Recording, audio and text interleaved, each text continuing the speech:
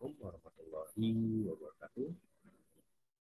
Ketemu lagi teman-teman bersama saya Bapak Tarki Azib ya dalam mata kuliah media monitoring. Dalam pertemuan kesempatan pada kesempatan kali ini saya akan membahas terkait teknik dokumentasi public relation ya. Ini coba saya share materinya. Nah,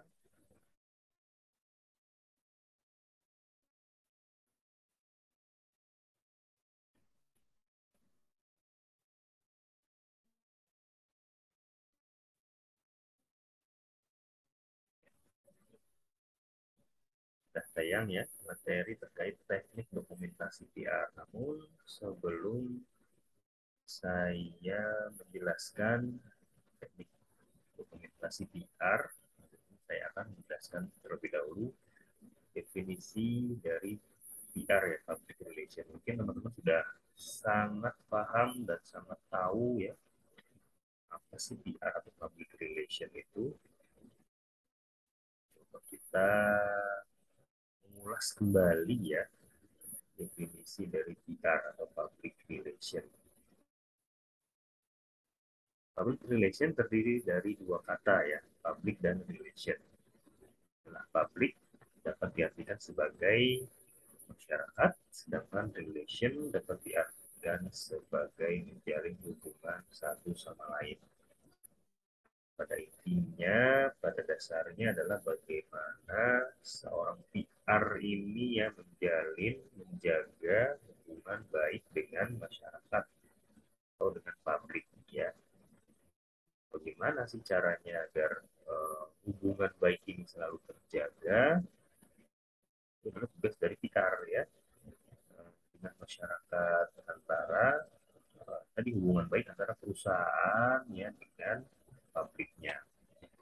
Nah, di sini menurut Kaplik Center and Broom, public relation is the management function which evaluates public attitude, ya, identifies the policies and procedure of an individual or an organization with the public interest, and plans and execute the program of action to earn public understanding and acceptance. Jadi bagaimana PR ini adalah fungsi manajemen di mana yang mengevaluasi perilaku dari pabriknya, mengidentifikasi dari kebijakan-kebijakan atau peraturan, policies, dan bagaimana prosedur dari individu atau organisasinya dengan kepentingan publik ya, dan merencanakan apa mengeksekusi dalam artian menjalankan program-program uh, untuk mendapatkan perhatian dari publik ya, agar publiknya ini mengerti dan apa ya menerima ya segala bentuk program-program yang dilakukan oleh organisasinya. Cara PR sendiri definisinya adalah fungsi manajemen yang tadi ya, untuk menilai sikap publik, mengidentifikasi kebijaksanaan dan tata cara seseorang atau organisasi demi kepentingan publik, serta merencanakan dan melakukan suatu program kegiatan untuk meraih pengertian dan dukungan dari publiknya itu sendiri. Ruang lingkupnya apa sih dan perincian tugas dari PR itu?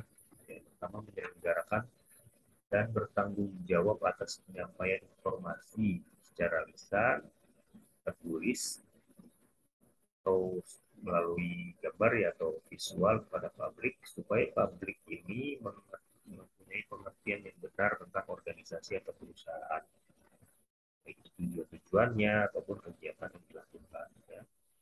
Jadi apa namanya di sini kita bisa lihat bagaimana seorang PR ini mempunyai tanggung jawab ya, sama seperti halnya salah satu bentuk dari komunikasi yang menyampaikan informasi ya pada publiknya, begitu secara lisan, tertulis maupun secara visual ya, infografis lalu kalau nanti kita membuat clipping gitu ya, ataupun memonitoring media. Bentuknya itu bukan tulisan ya, video, visual gitu ya, bisa juga dalam bentuk apa namanya, grafik gitu ya, yang harus kita teliti telah lebih dalam lagi.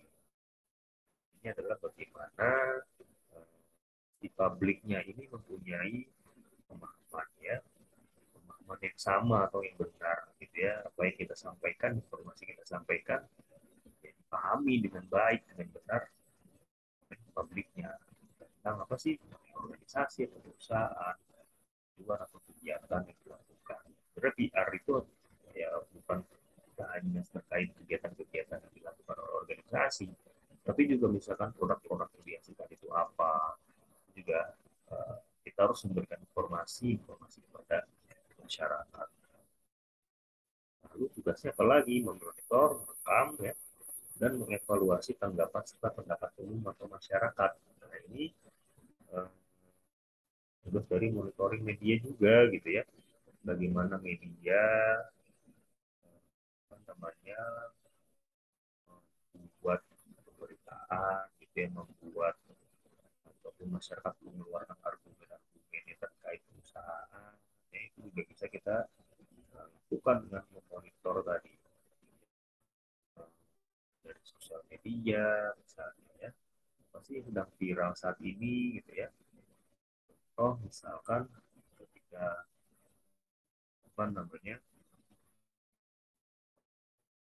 ada fenomena-fenomena yang terjadi dari perusahaan gitu ya, sesuatu hal yang viral di masyarakat, kita itu bisa monitor ya, mengevaluasi apa saja, juga masukan tanggapan-tanggapan gitu dari masyarakat pada umumnya terkait perusahaan kita.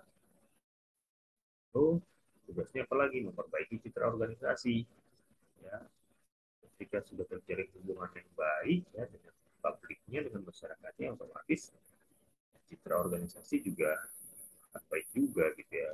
Lain hal jika memang hubungannya misalkan dengan masyarakat ada sesuatu hal yang bukan masyarakat gitu ya, misalkan lalu gaduh gitu ya, kegaduhan di masyarakat, tapi citra organisasi ini juga akan baik gitu ya. Itu tugas dari PR, bagaimana membangun citra atau memperbaiki citra perusahaan tadi yang sudah jelek ya, kan jadi seperti dulu misalkan bisa lebih baik lagi. Fungsi dari tanggung jawab sosial ya, PR merupakan instrumen untuk bertanggung jawab terhadap semua kelompok yang berhak terhadap tanggung jawab tersebut, terutama kelompok publik sendiri, publik internal, dan pers. Jadi terhadap internal kita ya juga harus terjadi hubungan yang baik, karena sampai hubungan dengan eksternal bagus, tetapi di sama internal sama karyawan gitu ya, atau pimpinan dan bawahan tidak bagus. Kan ada juga yang eh, krisis terjadi ya, krisis manajemen terjadi di luar sana ya, secara eksternal karena ketidakmampuan dari manajemen dalam mengatur internalnya. Dari internal ada masalah gitu ya, karyawan demo misalkan ya terkait kebijakan yang diambil oleh pimpinan perusahaan, tapi tidak ditanggapi dengan baik gitu oleh pimpinan. Itu akan menjadi sebuah krisis meluas, jadi krisis eksternal. Karena tidak ada tanggapan dari pimpinan, akhirnya si karyawan ini misalnya ya langsung apa namanya menceritakan gitu ya, menceritakan hal yang terjadi kepada temannya gitu ya, lalu dari mulut ke mulut akhirnya menjadi besar dan menjadi viral misalnya ya. Itu menjadi kasus atau krisis secara eksternal.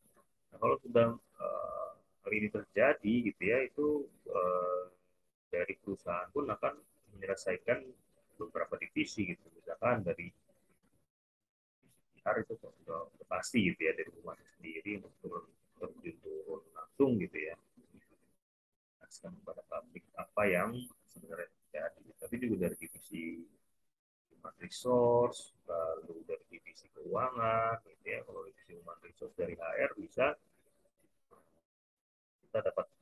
kita mendapatkan informasi terkait karyawan tadi, gitu ya, dari misalkan namanya siapa, lalu latar belakang pendidikannya apa, keluarganya seperti apa, gitu ya, kita bisa mengetahui dari HR. Dari sisi anggaran misalkan menyelesaikan kasus ini kita memerlukan dana berapa, sekian, berapa biayanya, gitu ya. Lalu dari divisi hukum legalnya seperti apa. Jadi jangan sampai dari kasus internal ini melebar meluas menjadi kasus eksternal. Lalu komunikasi, ya mempunyai bentuk komunikasi yang khusus, komunikasi timbal balik dua arah, ya. Maka pengetahuan komunikasi menjadi modalnya. Pasti seorang PR itu harus mampu memiliki kemampuan dalam berkomunikasi secara personal pastinya, ya. Kalau eh, kita tidak memiliki kemampuan dalam berkomunikasi, percuma nanti ya pesan yang disampaikan, informasi yang akan kita sampaikan kepada halayak atau kepada publik atau kepada masyarakat tidak apa ya tidak sesuai, gitu ya, kalau kita tidak memiliki kemampuan tadi, ya. PR itu juga selain berkomunikasi secara verbal maupun tapi juga dengan verbal, gitu ya, dari grooming kita, dari gaya berbusana, lalu juga bisa gestur, ya, itu juga kita harus kuasai. Ada beberapa kita nanti, ya, kita dalam berbusana ada yang namanya bisnis formal, ya, bisnis casual, ya, profesional, itu juga bisa menjadikan patokan selain dari komunikasi. Ini adalah bagaimana merubah rapat, perilaku, ya, komunikasi persuasifnya. Di dalam fungsinya komunikasi itu sentral, ya, perlu juga untuk dimiliki. Ini adalah pengetahuan manajemen dan kepemimpinan. Organisasinya itu seperti apa. Tadi selain kita memiliki kemampuan dalam berkomunikasi, kita juga harus menguasai, ya, tadi perusahaannya, ya, bergerak dalam bidang apa, lalu organisasinya seperti apa, kita bisa menjabarkan dengan detail, gitu ya, kepada masyarakat. Jangan sampai kita sebagai seorang pihak tapi kita tidak mengenal perusahaannya seperti apa, gitu ya. Kita harus bisa menjelaskan sebaik mungkin, ya. Ini kembali lagi pada bagaimana yang ada agar hubungan hubungan antara publik dengan perusahaan ini terus berjalan dengan baik. Hubungan public relation dengan dokumentasi kegiatan. Ya, ini juga berkaitan dengan media monitoring, ya. Eh, kita memiliki teknik, ya, dokumentasi. Dokumentasi itu apa saja, ya. Jadi di sini pasti setiap lembaga atau organisasi ini mempunyai tujuan yang ingin dicapai, ya, yang telah ditetapkan sebelumnya. Jadi seberapa jauh berhasil atau tidaknya tergantung dari usaha serta kemampuan yang telah dilakukan pengelola lembaga atau organisasi itu sendiri. Khususnya peranan humas sangat diperlukan. Ini dapat dilihat dari fungsi humas dalam suatu kegiatan. Contoh dalam suatu kegiatan itu tugas humasnya adalah dokumentasi tadi, ya. Dokumentasi itu apa saja sebenarnya? Dokumentasi ada beberapa hal. Jadi memang kita juga harus mengetahui, ya, dokumentasi kegiatan itu apa. Kita beralih pada definisi dari dokumentasi. Suatu kegiatan yang dilakukan untuk mengumpulkan data. Setelah mendapatkan data dari suatu kegiatan, maka langkah selanjutnya adalah membuat dokumentasi kegiatan. Lalu apa saja sih dokumentasi kegiatan itu? Yang meliputi foto, rekaman pidato, sambutan-sambutan, serta siaran bentuk video. Di seorang PR gitu, nanti kalau teman-teman sudah terjun langsung di dunia kerja, gitu ya, ini harus teman-teman kuasai nih, eh, namanya teknik foto, yaitu juga untuk dokumentasi, gitu ya, rekaman pidato.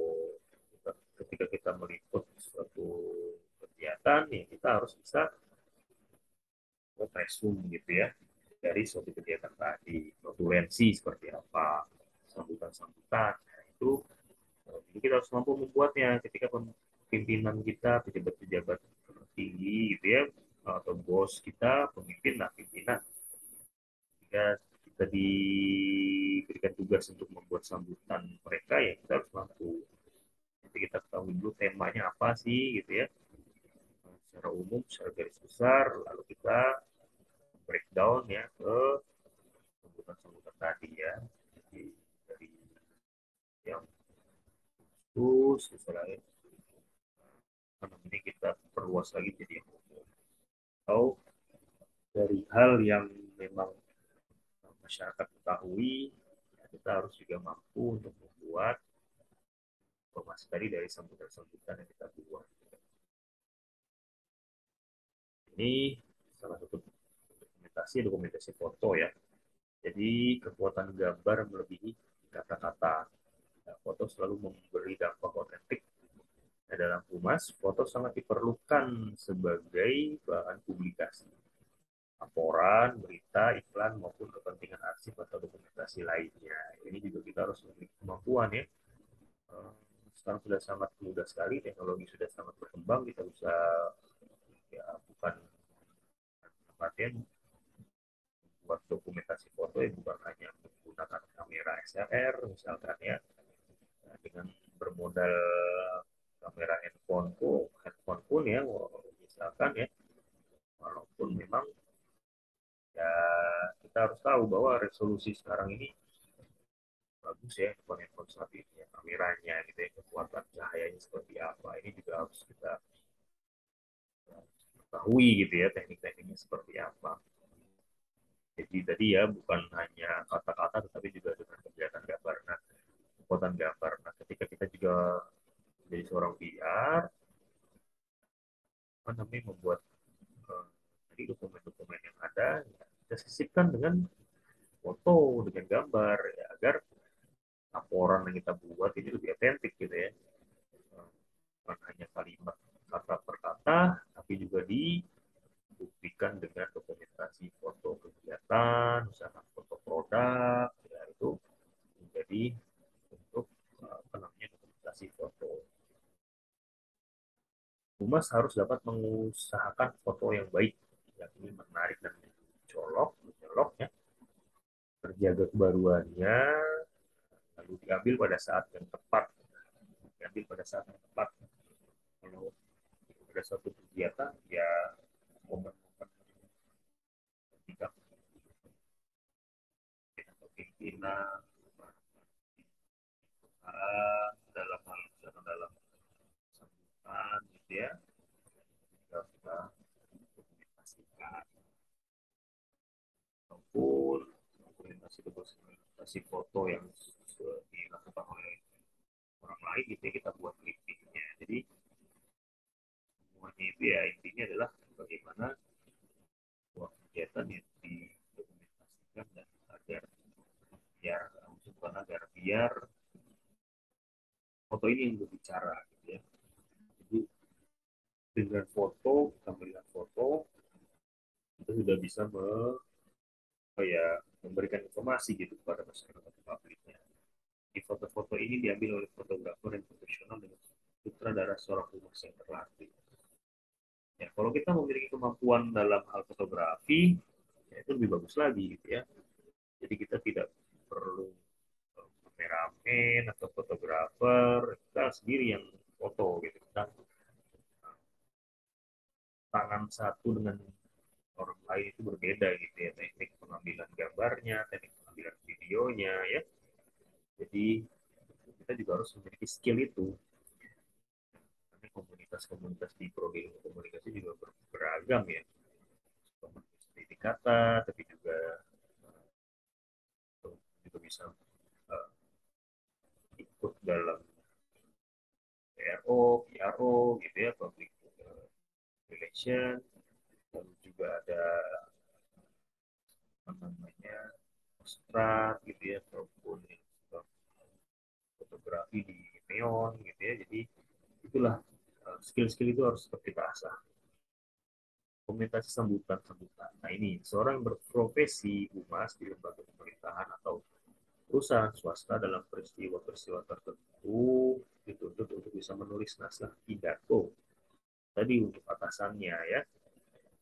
Protokoleran juga kita harus ketahui, misalkan kepada yang terhormat siapa dulu yang kita sebutkan dalam sambutan ya, apa, lalu uh, apa namanya, pada yang terhormat itu pembukaan yang memberikan hormatan kepada pimpinan-pimpinan yang hadir gitu ya, ataupun pada partisipan yang hadir.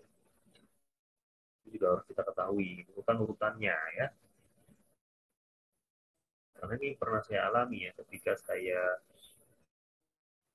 bekerja di Kementerian Kominfo.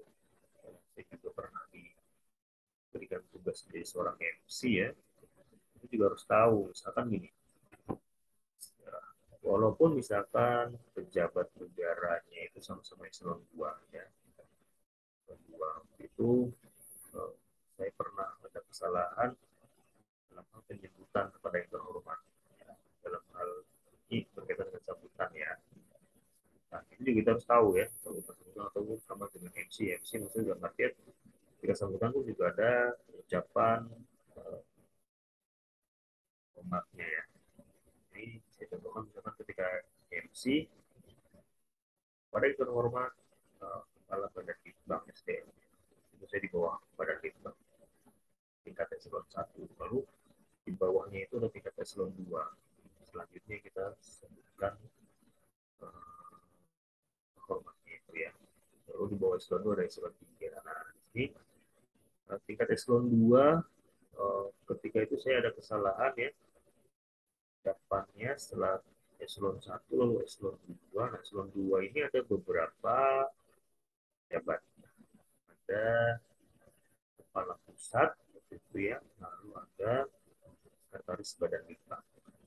Nah, eh, sebenarnya mereka sama-sama tingkatan adalah sama-sama eselon 2. Tapi waktu itu saya ada kesalahan yang seharusnya itu saya menyebutkan sekretaris badan litbang lebih dulu, tapi saya menyebutnya di setelahnya gitu ya. Jadi saya menyebutkan kepada yang terhormat kepala badan litbang SDM Kementerian Komunikasi dan Informatika, lalu kepada yang terhormat kepala pusat penelitian dan pengembangan gitu ya, kita eselon 2. Lalu saya yang ketiga itu saya sebutkan kepada yang terhormat sekretaris badan litbang. Itu saya langsung di fotokopi ya oleh eselon 3 saya. Saya tahu di situ ketika saya membacakan itu, eselon 3 atau pimpinan langsung saya ini langsung menegur ya dalam hal ini yang melotopi saya. Saya tahu nih pasti saya salah. Ketika sudah selesai saya memandu acara atau MC, menjadi MC, saya tanyakan ada apa gitu ya. Ternyata penyebutan saya itu yang harusnya itu yang benar adalah saya menyebutkan pada yang hormatnya itu setelah kepala badan litbang eselon 1 lalu sekretaris badan litbang. Jadi memang hal-hal menurut uh, orang awam mungkin hal-hal ini tidak penting gitu ya, tapi ya ini ada namanya mata kuliah MC dan protokoleran ya. Jadi waktu itu pernah mengajar protokol dan MC, bagaimana ya, ini kita kita samakan saja dalam hal misalkan pembuatan sambutan tadi, ada penyebutan protokoleran tadi, bagaimana urutan-urutan ya dari eselon 1, eselon 2, eselon 3, eselon 4 dan seterusnya. Nah, ini juga kita harus memiliki kemampuan ya teman-teman dalam menulis sambutan. Ya, itu juga dipasti harus sesuai dengan tema-tema yang ada. Ya, sambutannya apa, temanya apa. Jadi harus kita apa namanya, samakan persepsinya gitu ya, antara tema dengan isinya, kontennya apa. Lalu sistematika naskah pidato, ada pendahuluan berisi penjelasan singkat dan latar belakang tentang tujuan substansi yang dipidatokannya supaya terbentuk hubungan berpikir dengan halayak pendengar. Nah, itu juga harus kita tahu ya, penjelasan singkat dan latar belakang apa sih dari naskah yang kita buat nanti itu. Inti materi pidato, uraian berisi argumentasi yang mengacu pada topik yang telah dipilihnya dan dikembangkan sesuai dengan kebutuhan. Ini juga harus ada keterkaitan antara pendahuluan dan inti materi pidato sampai kepada kesimpulan tadi ya, berisi saripati dan dari keseluruhan materi yang dipidatokan. Ini pendahuluan, ya, inti materi pidato, kesimpulan ini harus saling berkaitan. Nah, jangan sampai keluar dari tema ya. Harus kita ketahui temanya apa, lalu misalkan kita copy paste gitu ya. Ini harus kita ketahui juga, asal copy paste. Kalau ada dokumentasi press release, nah ini teman-teman juga harus memiliki kemampuan dalam hal siaran pers atau press release. Ya. Press release atau siaran pers adalah informasi dalam bentuk berita yang dibuat oleh PR atau humas suatu organisasi. Yang disampaikan pada pengelola pers atau redaksi media massa, baik itu TV, radio, surat kabar, majalah ya. Itu dipublikasikan dalam media massa tersebut. Gunaannya adalah mempublikasikan data dijadikan sebagai bukti lah bahwa telah dilaksanakannya suatu acara. Nah, press release atau siaran pers ini juga harus mampu membuatnya ya. Kalau dalam hal pemberitaan, kita dalam membuat siaran pers ya sama saja dengan proses membuat berita. Tapi bedanya ketika berita itu ya, kalau press release itu dicantumkan info terkait kontak person, misalkan humasnya siapa, nomor teleponnya berapa, emailnya apa gitu ya, dan dicantumkan ya perusahaannya apa. Jadi ketika mengeluarkan rilis ini, media atau masyarakat ingin menghubungi kontak personnya bisa melihat dari data yang telah dilampirkan dalam siaran pers ya. Itu harus berpedoman, siaran pers ini berpedoman atau berpatokan pada piramida terbalik ya. Kalau teman-teman ingat ya, piramida terbalik. Jadi di atas itu paragraf pertama itu adalah hal yang paling penting, inti-inti dari permasalahan yang ada. Terus yang kedua itu yang mencakup hal yang kita anggap penting. Pertama kan paling penting, lalu penting ke bawahnya lagi mengerucut ya, karena piramida berbentuk segitiga terbalik ya. Paragraf pertama hal yang paling penting, kedua itu yang kita anggap penting, lalu kurang penting, dan tidak penting sampai sampai ke bawah karena makin mengecil ya. Itu adalah dokumentasi press release. Press release juga bukan hanya kegiatan-kegiatan yang dilakukan, tapi misalnya ketika launching produk ya, itu juga kita bisa menggunakan melalui siaran pers. Lalu terkait spesifikasi dari produknya itu apa, itu juga kita bisa mengeluarkan press release atau siaran pers. Jadi kita harus tahu juga ya, dalami lagi terkait siaran pers, press release. Saya apa ya, percayalah teman-teman sudah kira atau mampu juga ya, memiliki kemampuan dalam membuat siaran pers. Sesuai dengan kegunaan press release untuk mempublikasikan data ya.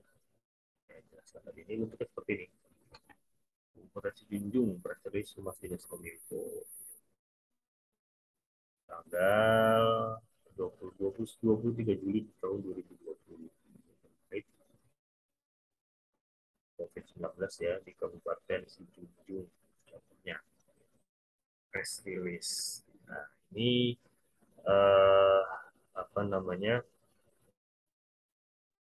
terkait teknik dokumentasi PR ya. Nanti minggu-minggu selanjutnya saya akan menjelaskan lebih dalam lagi ya, eh,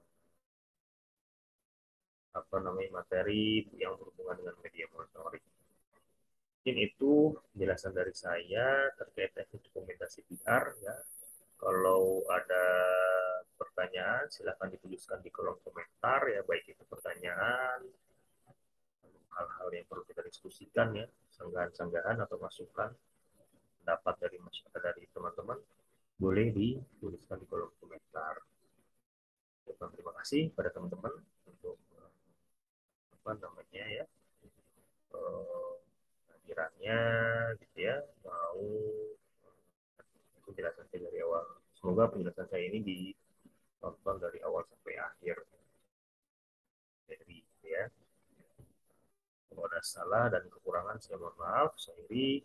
Wassalamualaikum warahmatullahi wabarakatuh.